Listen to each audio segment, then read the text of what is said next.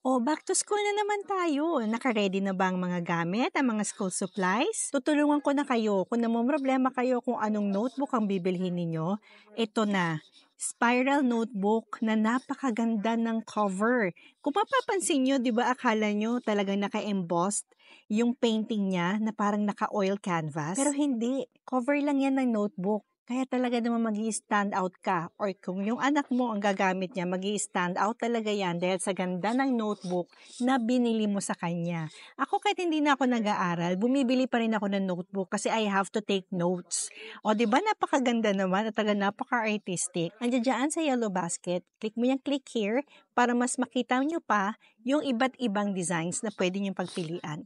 Pwede nyo rin kunin lahat. I-click mo yan, yung yellow basket na yan, para mas makita ninyo yung iba't ibang designs na pwede nyo pagpilian or kung gusto nyo naman para i-cover lahat ng subjects ninyo, pwede nyo bilhin lahat ng designs.